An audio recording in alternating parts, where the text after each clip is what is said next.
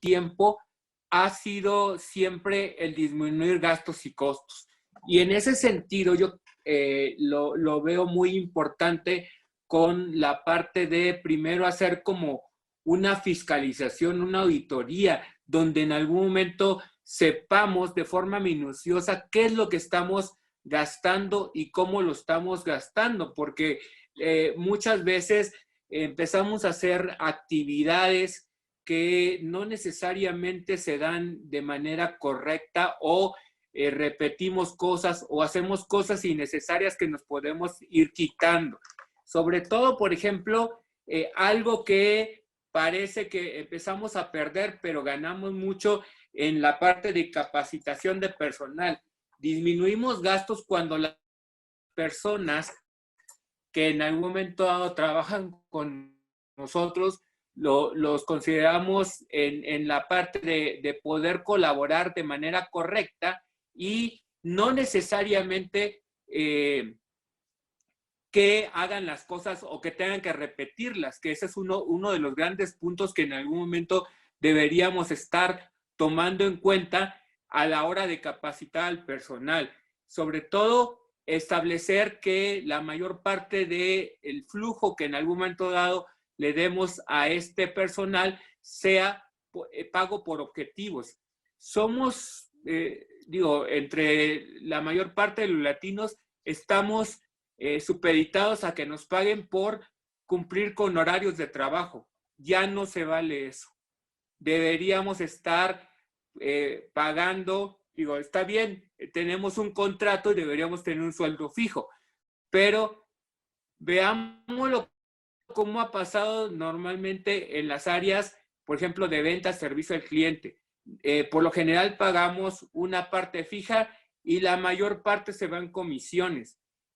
¿Cómo se hacen esas comisiones? Pues logrando las ventas. Eso también debería ser en la parte de operaciones, aquí logrando objetivos, sabiendo que el pago debería estar supeditado a lograr esos objetivos y no nada más hacer lo que conocemos en el argot normal como horas nalga, ¿no? En ese sentido, deberíamos dejarnos de eso y empezar a establecer pagos por objetivos. Sobre todo, también el control del horario de trabajo. Saber cuándo podemos rendir de mejor manera dependiendo del tipo de trabajo que en algún momento estamos realizando. No todo tiene que ser de 9 de la mañana a 6 o 7 de la noche. Y mucho menos en empresas como ciertas que tienen malas prácticas y que también en estas épocas de pandemia han abusado de los horarios de trabajo, tener mucho más horario o extender el horario fuera del contextualizado en el contrato, lo cual tampoco nos da algo mejor, porque independientemente que no le pagues más al personal, estás gastando más recursos. Eso también es importante que lo tomemos en cuenta, sobre todo con todo esto de parte de gastos. Sí, ahora, déjenme decirles ahorita para entrar de lleno, primero hacer una distinción. Hemos estado hablando de gastos y costos para aquellos que están en el mismo tema que yo, que no soy tan financiero. Recordemos que un gasto es algo que se destina, en el cual no tenemos digamos, un retorno de inversión como tal. O sea, es algo que tengo que utilizar porque es de mi día a día. Y un costo, pues bueno, es una inversión donde estoy haciendo tal cual ese destino de presupuesto, de dinero, en el cual voy a obtener también un retorno. Entonces, es la gran diferencia y es lo que nos llegan a pedir. Ahora, lo que estaba diciendo, ¿qué es lo que sucede? ¿Es una receta ya aprobada? Sí, es una receta ya aprobada y que es así año con año en las empresas. En algunas veces es la situación más crítica como lo que estamos viendo actualmente y se nos pide a nosotros, los que trabajamos en empresa, pues bueno, hay que reducirlo. Y nos vamos a la y se va. ¿Qué quiere decir esto? Pues bueno, me dijeron que quitara gastos y voy quitando gastos, ¿sí? En los que me van determinando, es más, y voy quitando, me van exigiendo que quite más, igual que lo que se refiere a costos. Y el hacerlo es así, de esta manera, pues bueno, tiene sus repercusiones. Como primero, lo que hemos estado remarcando en muchas ocasiones. Si lo hacemos indiscriminadamente, vamos a afectar la generación de valor. ¿Qué quiere decir esto? Si mi empresa está centrada en la generación de valor, porque es lo que me hace competitivo, y esto vamos a dar un ejemplo, en el hecho de que si lo hago a través de hacer la distribución, ¿sí? De mi cadena de distribución, de decir, ok, está en el efecto de que le llevo mi producto o servicio, se lo llevo a mi cliente hasta la puerta de su casa.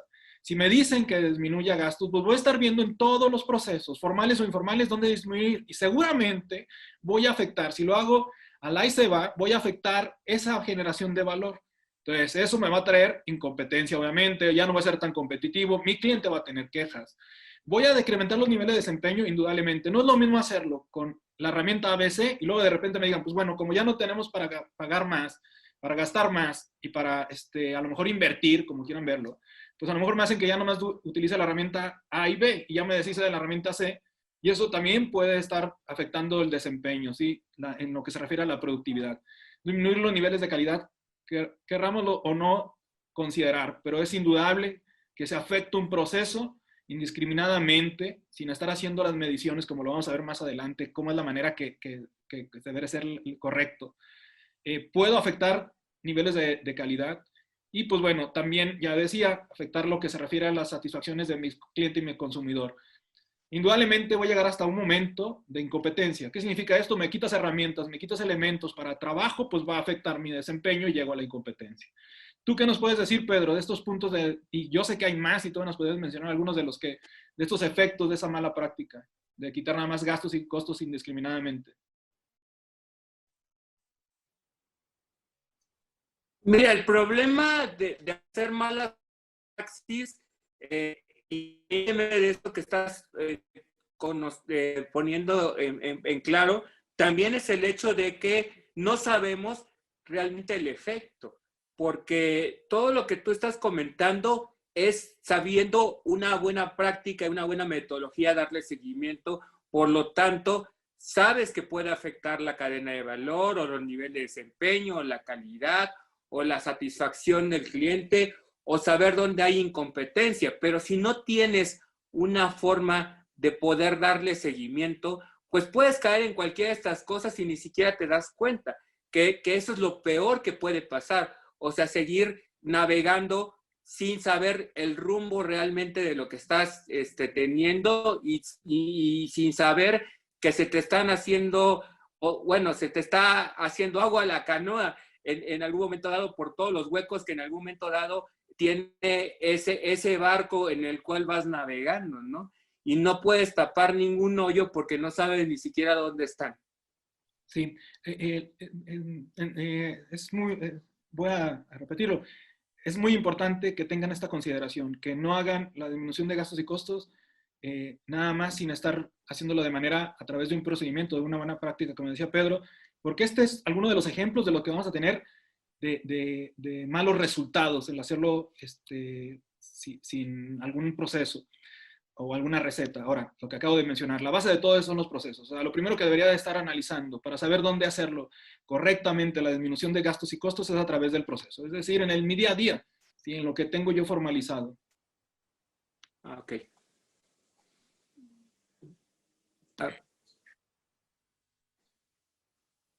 Sí, Pedro, ibas a comentar algo. No. Digo, creo que una parte de lo que comentabas ahorita de los procesos, digo, todavía lo vamos a seguir viendo, es esa parte de saber que podemos reducir costos conociendo realmente nuestros procesos y sabiendo que esto nos pueden ayudar a que las cosas sepamos dónde estamos parados, hacia dónde vamos, qué tanto nos faltan por llegar a ese punto o qué tantas cosas hicimos bien y mal, ¿no? Que eso nos va a evitar la mala praxis que en algún momento tenemos. Sí, muy cierto. Ahora, ya dijimos el primer paso. El primer paso es ir hacia los procesos. Formales o informales, ya estaremos platicando de esta gran diferencia, pero tenemos que irnos hacia los procesos, nuestro día a día. Hay mucho que se puede hablar de los procesos. A mí me gusta siempre que empiezo a hablar sobre los procesos, mencionar 4 características principales. Tienen mucho más, pero son las 4 que a mí realmente hace que valga la pena trabajar por procesos. ¿Son complejos? Sí, indudablemente. Es una gran mentira cuando te dicen, este proceso es fácil. No, no es cierto. Los procesos son complejos porque de manera directa o indirecta participa el ser humano trabajando con ellos. Y nosotros somos complejos, ¿sí? Y hacemos las cosas complejas. Entonces los procesos son complejos porque lo ejecuta un humano y eso significa que hay que tener entendimiento hacia el humano, etcétera, etcétera, y la parte de la comunicación. ¿Son dinámicos? Sí, son dinámicos y abiertos, indudablemente. Muchos nos quejamos de que hoy se define que es azul y mañana es blanco. pues lo siento, el mercado cambia con ese dinamismo. Puede ser hoy negro, mañana blanco. Hoy puede ser que me hayan definido una cosa y mañana me lo definan de otra cosa. Lo que sí debo de aprender es que los procesos deben de tener la flexibilidad suficiente para hacer los ajustes necesarios, adaptarse para ese mercado, ¿sí? Entonces van a estar cambiando indudablemente. Es un ente vivo, lo hemos dicho también, un proceso es un ente vivo. Pero lo mejor de todas las características que a mí en lo particular me gusta es que son colaborativos, te hacen ser colaborativos. Cuando la gente dice, yo trabajo en equipo, pues te lo creo siempre y cuando me demuestres que está trabajando por proceso y no por función. Entonces, eso es también una de las grandes maravillas que tienen los procesos. Ahora, ¿qué mejor? Que cualquiera te lo va a decir que sabe de procesos, la gente que es experta te va a decir que con esto que haces día a día, establecido como un proceso, como Dios manda, te va a hacer lograr todos los objetivos o estrategias que estés manejando dentro de tu compañía, independientemente de lo que te dediques y el tamaño que seas. ¿Sí? Entonces, eso es lo que podemos decir a grandes rasgos de lo que sería un proceso. ¿Tú qué piensas acerca de eso, Pedro? Sí estoy de acuerdo, sin embargo, exactamente con lo primero que empezaste ahorita a hablar en esta información que estamos planteando, en la parte de complejidad la damos nosotros y la intención siempre será ponerlo lo más simple posible, porque como tú bien comentas, la complejidad la damos nosotros. En el sentido de los procesos, tiene que ver con todas las decisiones que le metemos al proceso.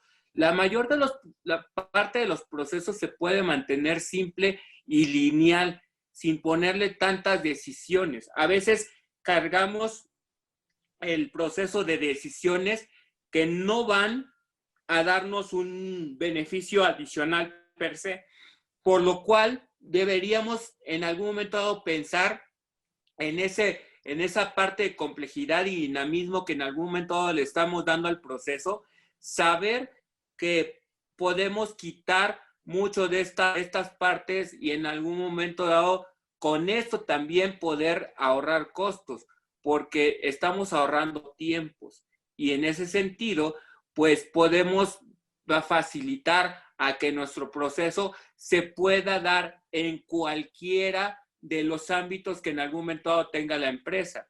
Yo te puedo poner el ejemplo de algunas de las empresas en las cuales hemos trabajado a la hora de ser la empresa, la importante en México y comprar empresas en otros lados del mundo, quieren adaptar exactamente las cosas que en algún momento se daban en México para otros lados, siendo que pues ya le están metiendo la complejidad de la mentalidad mexicana. ¿Por qué? Porque pues el proceso estaba adaptado exclusivamente a toda la parte de legislación y normas mexicanas. Te lo pongo tan sencillo con respecto a lo que hacemos nosotros con Hacienda.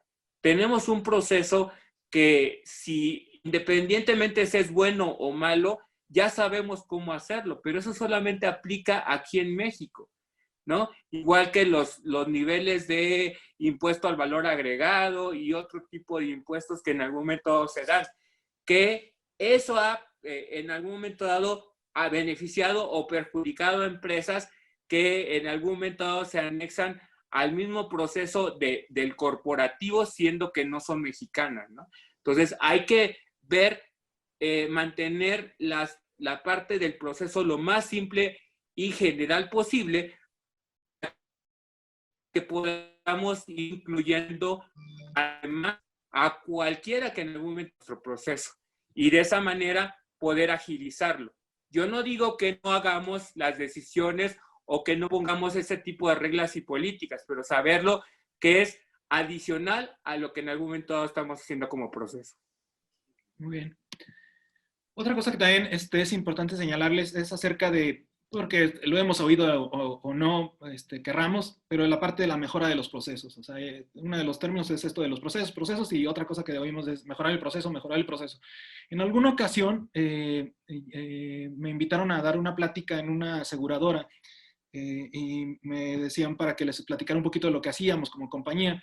Y en ese entonces se me quedó grabada esta plática que decidí estarlo compartiendo.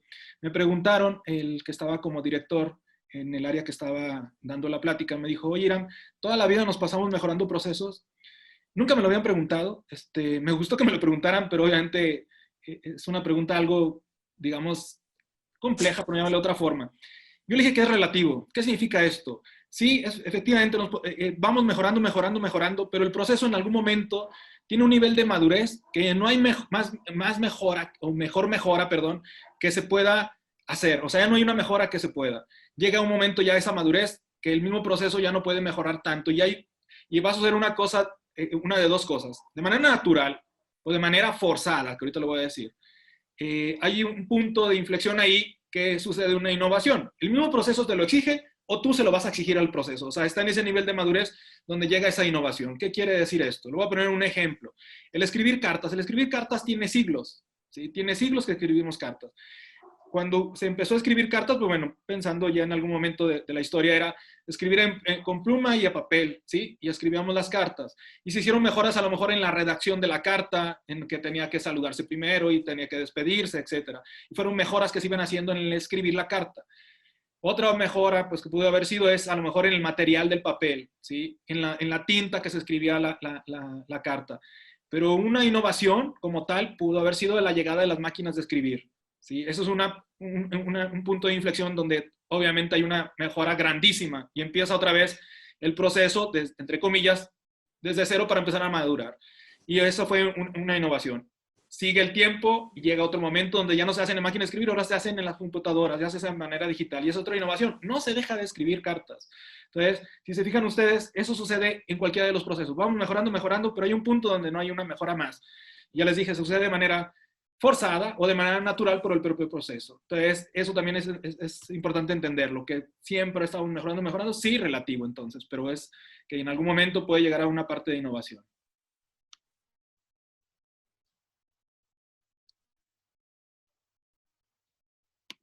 Ahora bien, en lo que se refiere a la arquitectura de procesos, ¿qué es esto de la arquitectura de procesos? Bueno, si quisiéramos hablar sobre recetas, de cómo se trabajan los ciclos de vida de un proceso, nosotros hemos compartido a lo largo de las pláticas o charlas virtuales que hemos estado manejando con ustedes, esto de que son 4 etapas. Los procesos primero se tienen que mapear. ¿Eso qué significa? Que se tienen que formalizar. O sea, más allá de los términos técnicos o de todo el detalle de las actividades que tendrían que ejecutarse, cuando yo lo quiero explicar en términos generales, esta arquitectura de procesos, lo explico diciendo, el mapeo es la formalización del proceso. ¿Sí? Es decir, lo que hago es definirlo para que todo el mundo lo haga igual. No, más allá de si se está haciendo de manera correcta o incorrecta, es que todo el mundo lo haga igual. ¿Sí? Y de entrada, esa estandarización trae un ahorro de costos. Entonces, para aquellos que quieren tener ahora ahorro de costos, con lo que estábamos mencionando al principio de la plática, una de las formas de manera automática de obtenerlo es formalizando el proceso. Porque el que lo estandarice es que lo hagan igual, van a tener un ahorro de costos. ¿Sí? La segunda etapa, la parte de orquestar, literal es como una orquesta. ¿Qué significa esto? Un proceso no trabaja solo, trabaja con otros procesos y hay que saber exactamente en qué momento entrar y en qué momento salir. Entonces, todos los procesos que nosotros estamos analizando debemos de saber el impacto que tiene hacia toda la organización, no solamente como un área, sino hacia toda la organización. Entonces, eso también es importante, el saber cómo se van orquestando los procesos. Ahora sí entra lo que mucho hemos escuchado, la parte de la medición. Ahora, déjenme decirles, no es tan sencillo entrar a esta parte de medición, porque una vez que los formalizo y que los orquesto, debo de esperar un momento de madurez para que pueda medirlos, para saber exactamente si el resultado de lo que me está arrojando el proceso realmente amerita poderlo medir y mejorar, que es la última de las etapas. Y ahí se vuelve un ciclo continuo, ¿sí? Estar mapeando, orquestando, midiendo y mejorando.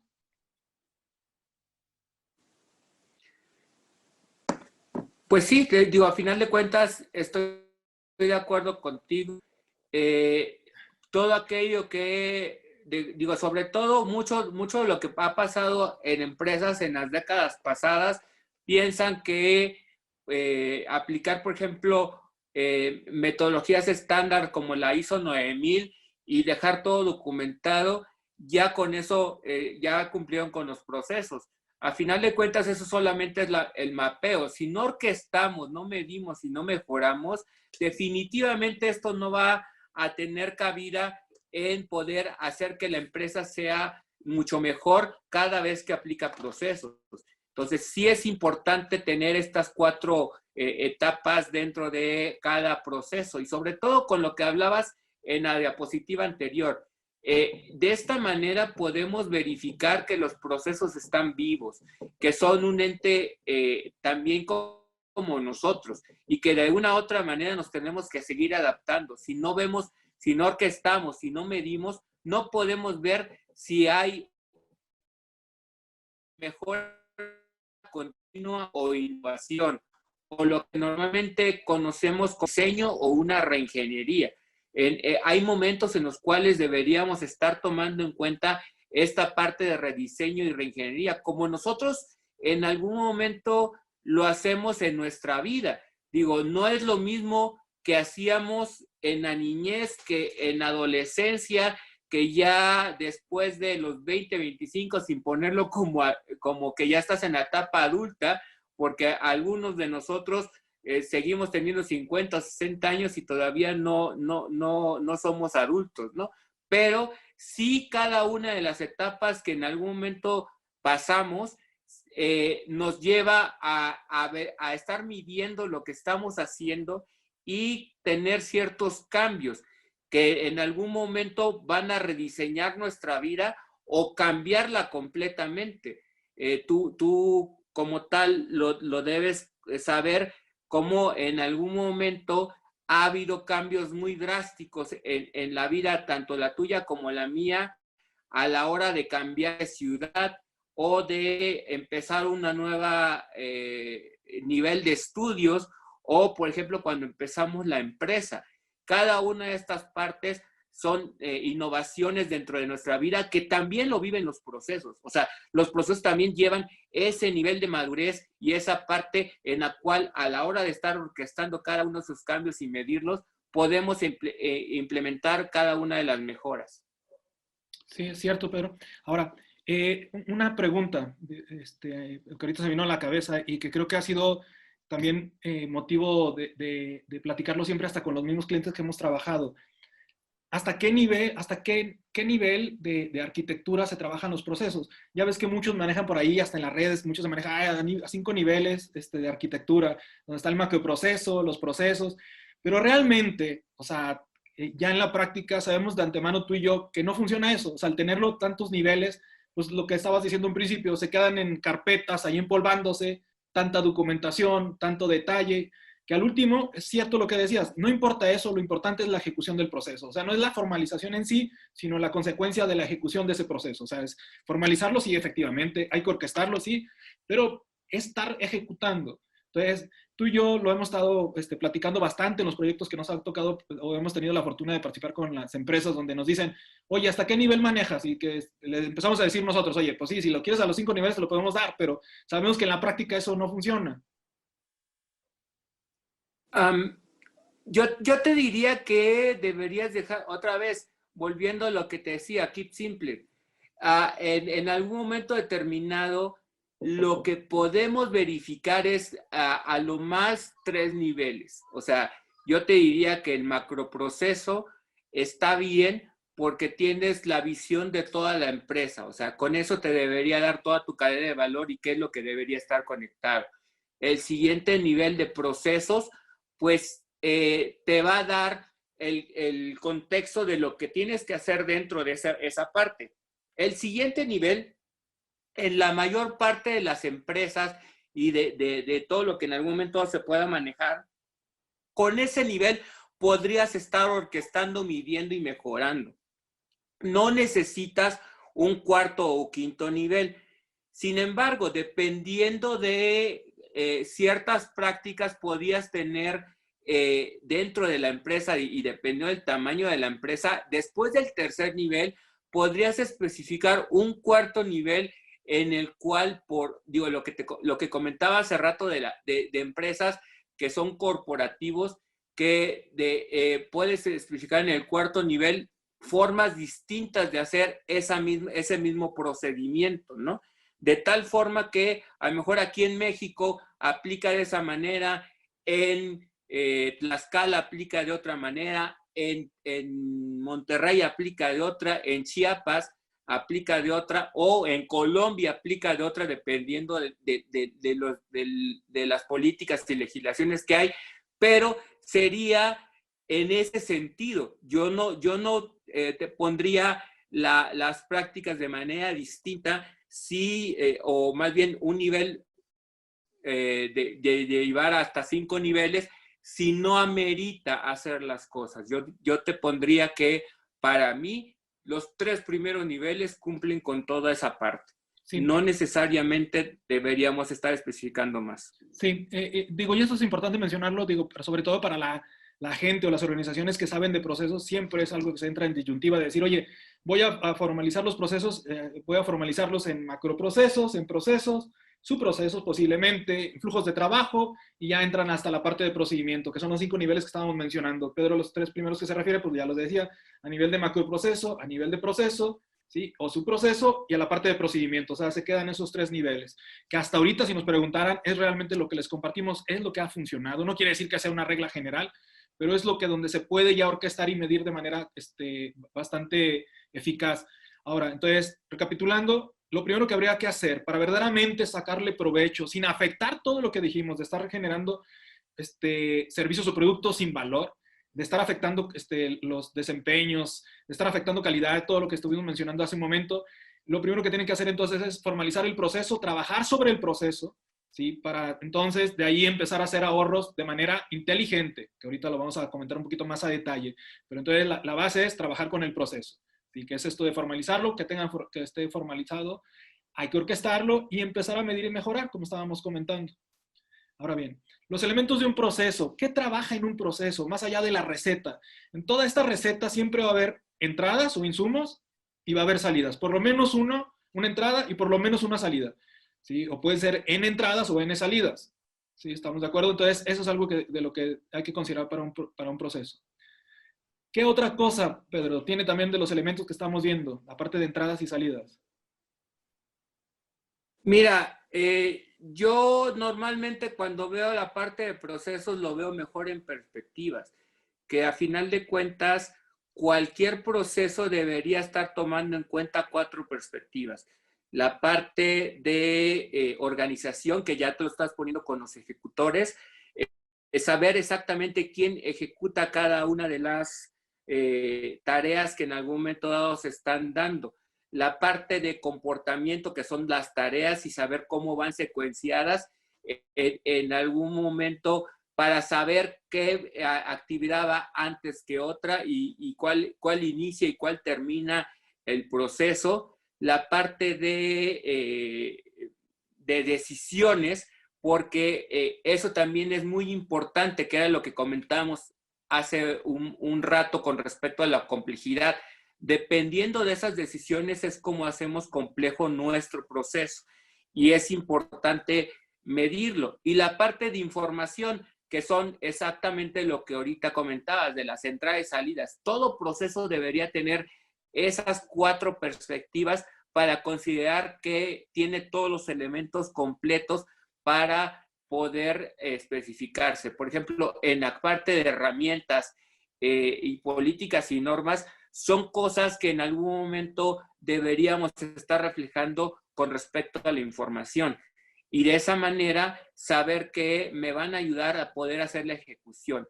Si yo tengo el proceso de esa manera completo, puedo llegar al siguiente nivel, que no me acuerdo si lo vamos a ver hoy, pero es importante verificar que se pueda automatizar lo más repetitivo o lo más estresante del proceso para evitar los errores humanos. No porque digamos que las personas se vayan a equivocar, sino el hecho de hacer cosas repetitivas o muy cansadas, pues ocasionan de que por nuestra naturaleza humana, pues causen errores, ¿no?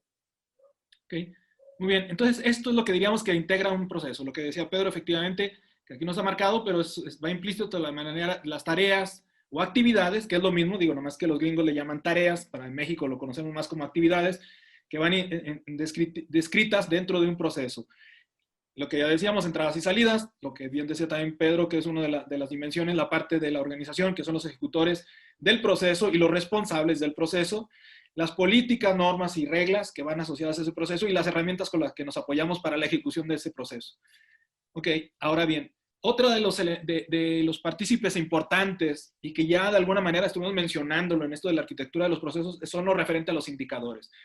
¿Qué es un indicador? Pues bueno, de una manera para explicarlo dentro de cómo juega un proceso, dentro de un proceso son la que me permite ver las diferentes fotos, ¿sí?, de un momento en específico de una organización. Es decir, ahorita veo cuánto es la venta que tiene la compañía, ¿sí? El día de mañana vuelvo a tomar esa foto y digo, ¿cuánto es ahora lo que tiene de ingreso la compañía? Y pasado mañana también. Entonces son diferentes maneras de estar visualizando los momentos de la compañía. Entonces, esa es la importancia que tiene un indicador. No es aquí hay algo importante aclarar, no es la parte final, ¿sí?, como tal, que estaría buscando. Mi objetivo no es tener indicadores nada más por tener. Es simplemente un medio, la parte del indicador, de utilizarlo en las mediciones. Ahora bien, algo también que muy poca gente lo sabe, digo, y esto nos ha tocado, Pedro, tú bien lo sabes, cuando empiezan a hablar de indicadores, lo definen muy simple, nomás dicen, pues nomás dale el nombre al indicador y pues va a ser para estar midiendo la venta, por ponerlo bien claro. O sea, un indicador muy simple, entre comillas, donde dicen, sí, lo pongo, ahí va, el indicador es la cantidad de productos vendidos o el ingreso en pesos de la venta. Pero ¿qué hay detrás de todo esto? O sea, este indicador, pues obviamente trabaja sobre algo que se conoce como la hoja de vida de un indicador.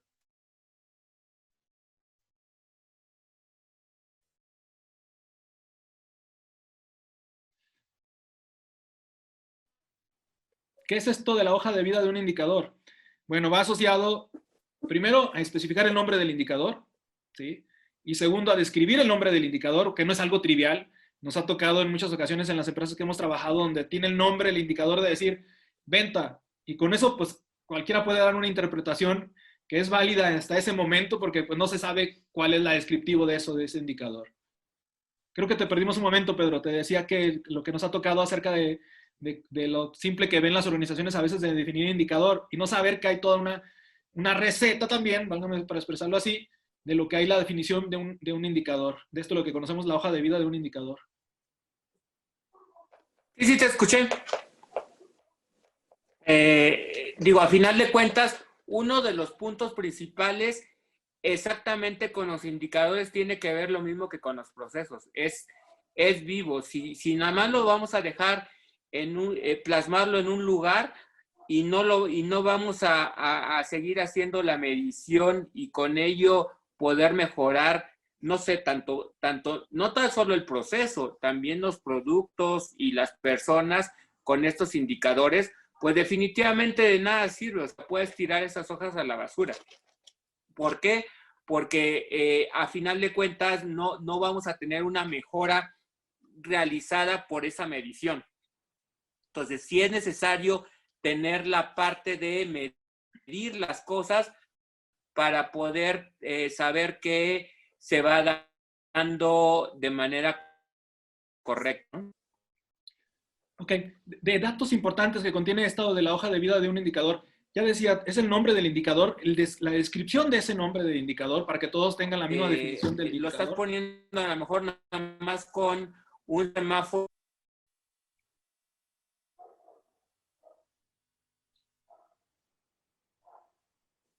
Perdón, no te escuché. Sí, creo que está algo intermitente en la señal. Estábamos traslapando. Sí. A ver, sí, ya. Estabas comentando. Ajá, me puede.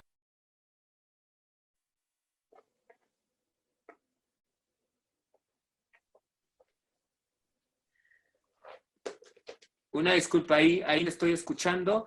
Sin embargo, te estaba comentando en este momento del punto de lo que tenías abajo como semáforo. También es tener alcances y metas que ponerle el hecho de cuánto realmente para nosotros va a ser bueno, cuánto va a ser regular, cuánto va a ser malo, cuánto es saliente. Poniéndolo en cuestión de ventas. Muchos dicen, bueno, quiero alcanzar el 1,000,000 en ventas. Ok, pero si alcanzas 980,000, ¿te vas a sentir mal? ¿O va a estar mal para ti? No, pues es normal. Bueno, si alcanzas 950, No, ahí sí, la verdad es que a partir de 951 en adelante y hasta 1.050.000, puede ser que para mí sea normal tener una buena venta. Y de ahí, a partir de 1.051.000, saber que lo podemos tener como sobresaliente. Eso es importante establecerlo desde el principio para saber cualquiera que tenga este indicador lo pueda medir y lo pueda interpretar. No se vale que hagamos una interpretación dependiendo de cómo nos va la situación. Digo que es parte de lo que en algún momento podemos reclamarle mucho a veces a los mismos gerentes o directores que decimos, bueno, ¿y por qué ahora me estás midiendo de esta manera distinta? No lo habíamos definido de esa manera, ¿no? La intención es que todo el mundo conozca esta forma de medición y que todos nos adaptemos a ella. Digo, lo mismo lo tenemos tanto en empresas o instituciones privadas como instituciones gubernamentales, ¿no? O no lucrativas. Tenemos que establecerlo desde el principio para saber que estas cosas se pueden dar de manera correcta. Ok, bueno, entonces, esta otra de las, también de lo que queremos compartirles, hay mucho más en la definición de un indicador. Ya decíamos la importancia de definir sobre qué rangos va a jugar este indicador, cuál es el parámetro, contra qué vamos a estar midiendo ese indicador, qué es lo que decía Pedro, cuál es el segmento que es bueno, cuál es el segmento que es regular, cuál es el segmento que es malo y cuál es el que supera nuestras expectativas. Ahora, los indicadores nos sirven para estar relacionados o bien para lo que se refiere la eficiencia, la eficacia, ya decía la eficiencia referida a la administración de los recursos, la eficacia en el cumplimiento de las cosas. La efectividad es simplemente una combinación de ambos, que es la productividad y la parte de la economía, podemos estar refiriéndonos a eso. Ahora, el nivel del indicador, ¿a qué se refiere esto? Poniéndolo en una estructura de una organización, puede ser una del día a día, que es en la parte de operación, en el desempeño, en la cuestión ya de estar midiendo a niveles de administración tal cual, que es la misma que refiere la parte de la gestión. Ahora, hablando un poquito de lo que se refiere al ámbito de desempeño, ahorita en la lámina siguiente se las vamos a detallar un poco más. Todo indicador tiene una fórmula, es decir, cómo se calcula el indicador, ¿sí? Se describe esa fórmula, igual hacia qué está asociado, dónde está el origen de esa información que nutre o ese dato que nutre al indicador. Habrá que también señalarlo. Bueno, les comentaba, en esto Ahora, Irán, ¿Perdón? digo, también aparte, aparte de lo que, antes de que pasemos a esa parte de la medición, digo, también deberíamos tomar en cuenta en esta semáforo que tanto hacia arriba, después de sobresaliente, como la parte mala, deberíamos tener un punto en el cual tengamos que volver a redefinir las cosas. Y lo ponemos en el sentido, por ejemplo, otra vez, con respecto a ventas, somos, y me ha pasado en muchas empresas que dicen, es que le pongo una meta mucho más alta de la que normalmente tenemos para que no se acostumbren a que, bueno, voy más o menos, pues ya sé que sí la puedo alcanzar y ya me arrano, ¿no? O sea, siempre que en algún momento dado tengan todavía el POC más arriba para poderlo querer alcanzar, ¿no? Honestamente, no se vale. Deberíamos tener punto de poder confiar en que el personal va a poder hacer el mejor esfuerzo para poder alcanzar las metas. Pero, digo, puede ser, digo, veámoslo en el sentido del 2020. Teníamos unas metas muy normales con respecto a lo que habíamos alcanzado en 2019, pero se tienen que redefinir dependiendo de todo lo que ha pasado con la pandemia, con este problema de salud. Entonces, probablemente para el 2020, muchas obras el indique para saber que en este caso teníamos una situación con la cual deberíamos estar.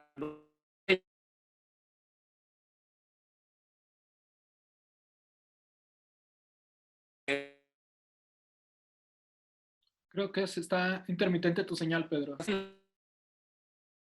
Mejor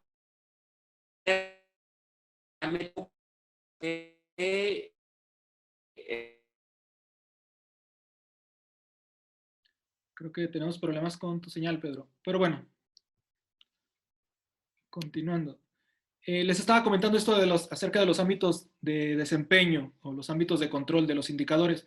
Los indicadores van asociados, ya decía, a un proceso, y a este proceso los indicadores los puedo colocar en 4 ámbitos de desempeño. En lo que se refiere a los insumos, la parte de la ejecución como tal, la parte del producto que genera ese proceso, ¿sí? Y la parte del consumo de ese producto que es el resultado. Entonces, yo voy a meter los indicadores que sean necesarios para estar midiendo lo que entra al proceso, lo que se ejecuta durante el proceso, sobre el producto que generó todo ese proceso, igual sobre el resultado del consumo de ese proceso. Poniéndolo en un ejemplo, ¿cómo sería? Vamos a suponer que es el generar pasteles. Vamos a ponerlo más práctico esto de los indicadores. Coloco indicadores en lo que serían los insumos, el primer ámbito de desempeño. ¿Qué quiere decir? ¿Cuáles son los indicadores que podrían estar asociados? La calidad de mis insumos, el costo de mis insumos, la cantidad de mis insumos, etcétera. Yo voy voy colocando esos indicadores en esos insumos, y también tendré que estarlo asociando a todo lo que decíamos en la hoja de vida. Tendré que estarlos asociando hacia un parámetro, cuál es el parámetro contra el que voy, sobre un rango, diciendo cuál es la medida que estoy esperando que sea estable, que sea normal, cuál será la que ya me meta a lo mejor en algo de problemas y cuál será la que esté en problemas. ¿Sí? Lo mismo sucederá para la parte de colocar indicadores en la ejecución, que es el segundo ámbito de desempeño. ¿Cuál podría ser en este mismo ejemplo? En lo que se refiere a los insumos, ya decía, son los ingredientes para hacer un pastel. Bueno, sería la harina, sería la leche, el huevo, etcétera. En la ejecución, pues podría ser ya la preparación de todos esos ingredientes, el cocimiento, ¿sí? O el hornar, poner en el horno, perdón, los ingredientes para preparar el pastel. Podría estar midiendo, por ejemplo, el tiempo que me lleva a elaborarlo, el tiempo que va de estar dentro del horno, y podría estar colocando también a lo mejor la merma que sucede, también podría estarlo poniendo como otro indicador. Entonces ya llevo 2 indicadores en ámbitos de desempeño diferentes, en el insumo, en la parte de la ejecución. Lo vuelvo a repetir. ¿Cuántos son? No hay una regla como tal general. O sea, hay simplemente los que se tienen que colocar, los que sean necesarios. Y el tercer ámbito de desempeño de un indicador sería la parte del producto. En este caso, colocando indicadores en el pastel que estoy generando, ¿sí? Que podría decirse como que, bueno, el tamaño, ¿sí? La vista que tiene el pastel, el adorno, ¿sí? Otra vez el peso, y poder colocar los indicadores que quiera. Entonces, ese sería el tercer ámbito. El cuarto ámbito, que es donde también aquí voy a hacer un paréntesis, creo que las compañías erróneamente se han enfocado mucho, y sobre todo por desconocimiento, por ignorancia, en estar metiendo únicamente indicadores en este ámbito de desempeño, que es la parte de el resultado, es decir, ya en el consumo del producto, es decir, el cliente que está consumiendo ese producto o servicio. En el caso del pastel, pues bueno, sería ya el que está consumiendo el pastel, y le metemos indicadores como lo que sabemos, si gustó o no gustó, ¿sí? Si está satisfecho, etcétera. Entonces, las empresas están muy preocupadas solamente en ese ámbito. ¿Y qué llega a suceder? Si usted no mete indicadores en estos 4 ámbitos, no se puede balancear correctamente. ¿Qué significa esto? Si solo me preocupo por la parte de la satisfacción, pues no puedo tener certeza, si sale en un nivel bajo, dónde modificar en todo lo que está atrás, en el producto como tal, o en la parte de la ejecución, o en la parte de los insumos. Entonces, eso es también lo que hay que entender. Para si voy a hacer ahorros en costos, tengo que considerar estos ámbitos de desempeño, o bien ahorros en gastos, tengo que considerar estos ámbitos de desempeño, ¿sí? Saber que va un parámetro contra el que estoy siempre midiendo, y que no debo de afectar esa medición para ese parámetro que estoy buscando. Pedro, te habíamos perdido por un momento. Sí, digo, efectivamente estoy de acuerdo en estos 4 ámbitos de desempeño. Lo que yo te diría también es que en la parte de ejecución, no, o sea, independientemente de que el proceso, como ya lo había comentado, equivale a 4 perspectivas, sí es importante ver el indicador de perfiles que llevan la ejecución de ese proceso. Saber qué tantas competencias van adquiriendo estas personas que están ejecutando el proceso, porque el proceso puede estar muy bien delineado o muy bien realizado, pero a la hora de cambiar un recurso, que es lo que normalmente ahorita nos está pasando por el nivel de rotación de personal que en algún momento dado podemos tener en todas las empresas, puede cambiar ese indicador de ejecución, lo cual no quiere decir que el proceso esté mal, sino que probablemente estamos metiendo diferentes perfiles y que no necesariamente están dándose como debe ser. Aquí, por ejemplo, con el ejemplo que pones de a lo mejor de comida, no es lo mismo que te prepare la comida un chef que alguien sin estudios y que solamente no tenga nada más la pura técnica, sino nada más el puro sazón. Digo, normalmente en una parte de cocina tiene que ver mucho tanto el sazón como la parte técnica, ¿no? Que es lo importante ahí, llevarlo en cuestión de proceso y de quién lo ejecuta. Sí. Muy bien. En la parte de estar recolectando esta información por ahí, también a lo mejor hemos escuchado los términos de tablero de control o un dashboard y lo que se refiere también a scorecard. Los indicadores al último terminan en eso, en tableros de control o en scorecard. Cabe aquí mencionar la diferencia entre uno y otro.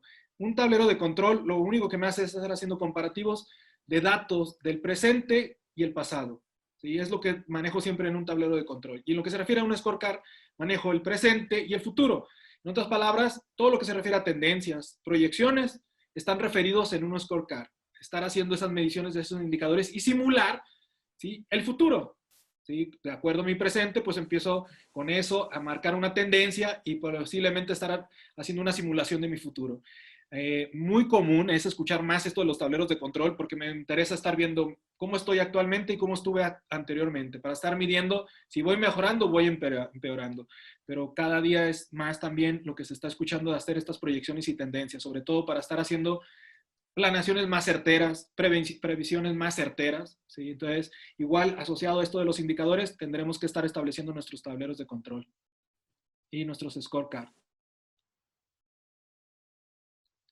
Pedro, de lo que nos platicábamos en los previos del webinar, nos decías que esto de qué nos da como resultado de estar haciendo la eficiencia en los procesos.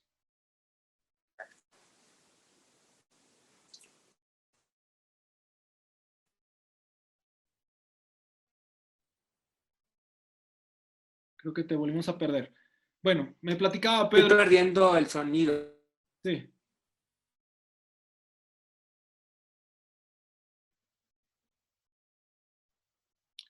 Bueno, comentaba, perdón, de lo que estábamos resumiendo acerca de estar haciendo la eficiencia en los procesos, en lo que decíamos encontrar dónde estar haciendo el ahorro de esos costos y gastos.